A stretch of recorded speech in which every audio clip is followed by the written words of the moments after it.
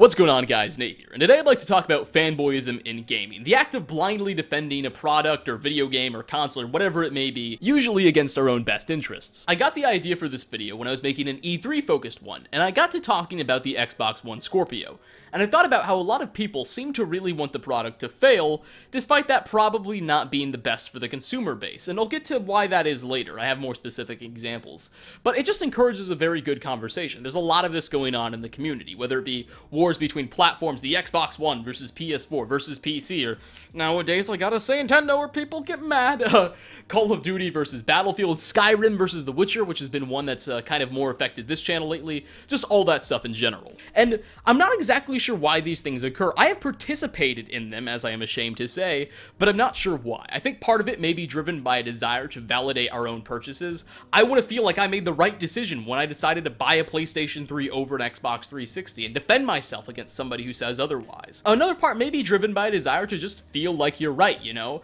You want to win an argument, say, yeah, I'm right, that guy's wrong because I'm better than that person. People do that with politics a lot. You see this very common, and this isn't a reference to current American politics at all, just politics in general. You see people will support one side of the aisle over the other for the sole purpose of just feeling like they're right. Uncle Larry, I'm talking to you. Anyway, I digress, that's okay. An instance I can recall I definitely participated in this fanboy team-based us versus them mentality was back when Call of Duty Black Ops 1 was the primary Call of Duty. That had just came out, and Battlefield 3 had also just come out. Now, a lot of my friends were migrating over to the Battlefield franchise, and I stuck with Call of Duty, and I would defend it to the death in arguments with my friends. We would stay up for hours just ranting at each other, trying to defend our purchases. And oftentimes, I would overlook Call of Duty's flaws and compliment it in areas it did not deserve to be complimented in, solely in the interest of proving myself right. And the reason this wasn't in my best interest is because for Battlefield 3 to succeed would have probably been the best case scenario. It would have encouraged Activision and Treyarch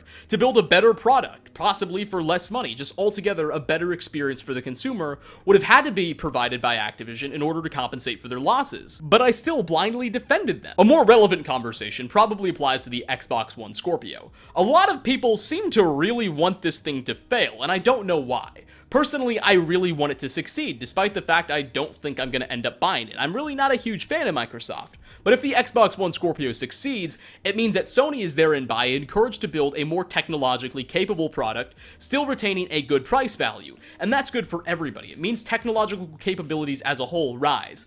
And even for me, somebody who I consider myself a high-end PC gamer, don't mean to brag, GTX 1080 i7, but I digress. What this means for me is with higher levels of technological modernism on consoles, it means developers will better be able to take advantage of my high-end system. It means they'll better be able to milk my 1080 for everything it's worth. And that's good. I guess you can say being, what's a good word? A video game partisan, maybe? I like that phrase. Video game partisan, we'll call it that. That doesn't really help anybody. We're in a capitalist environment where competition is encouraged. And it's a very bad idea to blindly defend a corporation or pledge allegiance to a piece of plastic and tell that company, hey, you know everything you did wrong, how you screwed over consumers there? Yeah, keep doing that. That's okay. I'm still going to defend you because I want to be right.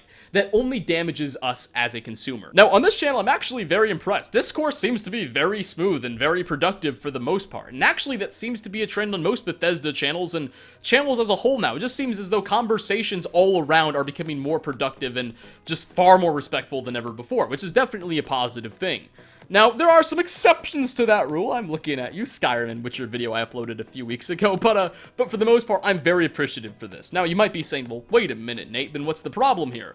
Well, I just kind of wanted to rant a little bit. Anyway, guys, I hope you all enjoyed. If you did, a like rating is always very much appreciated, and I hope to see you all in my next video. Peace out, everybody.